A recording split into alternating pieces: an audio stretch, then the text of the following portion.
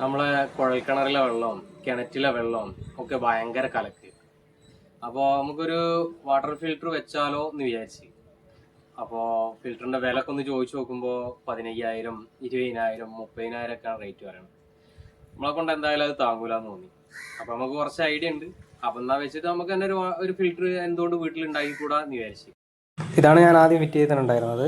അപ്പോൾ താഴത്തുള്ളൊരു പുട്ടുമുറ്റി പോലത്തെ എന്ന് പറയുമ്പോൾ 4 ഇഞ്ചിൻ്റെ അത് കവർ ചെയ്ത് ഫുള്ളായിട്ട് കവർ ചെയ്തിട്ട് അതിൽ നിറച്ച് ഹോളിട്ട് കൊടുത്തിട്ടുണ്ട്. എന്നിട്ട് വല കൊണ്ട് പൊതിഞ്ഞെടുത്തിരിക്കുകയാണ്. എല്ലാന്ന് വെച്ചെങ്കിൽ മണൽ കയറാനുള്ള സാധ്യതയുണ്ട്, അടഞ്ഞു പോകാനുള്ള സാധ്യതയുണ്ട്.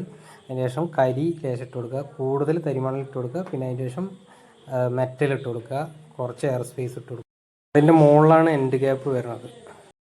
ഇതാണ് നമ്മളെ ഫിൽറ്ററിൻ്റെ സ്ട്രക്ചർ. ഇതുപോലെ കറക്റ്റായിട്ട് ചെയ്ത് കൊടുക്കും. ഇന്നും ഔട്ടും കറക്റ്റായിട്ട് ചെയ്ത് കൊടുത്താൽ ക്ലിയറായി കിട്ടും. പുതിയ വെച്ച വിധത്തിലുള്ള ഫിൽറ്ററാണത്.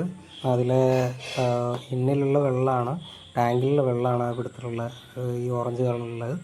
അത് നമ്മൾ അതിൽ കൂടെ ഫിൽറ്ററിൻ്റെ ഉള്ളിൽ കൂടെ കടത്തി വിട്ടിട്ട് നേരെ അപ്പുറത്ത് കൂടെ ഔട്ട് വരുന്നുണ്ട്.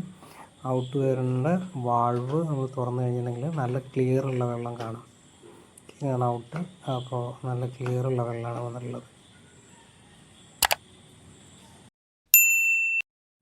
ഫിൽറ്റർ സെറ്റ് ചെയ്യണ രീതി മുഴുവനായിട്ടും നമ്മുടെ ചാനലുണ്ട്. അപ്പോൾ അത് കാണാൻ മറക്കല്ലേ. അതുപോലെ ലൈക്ക് ചെയ്യണം, ഷെയർ ചെയ്യണം, സബ്സ്ക്രൈബ് ചെയ്യണേ.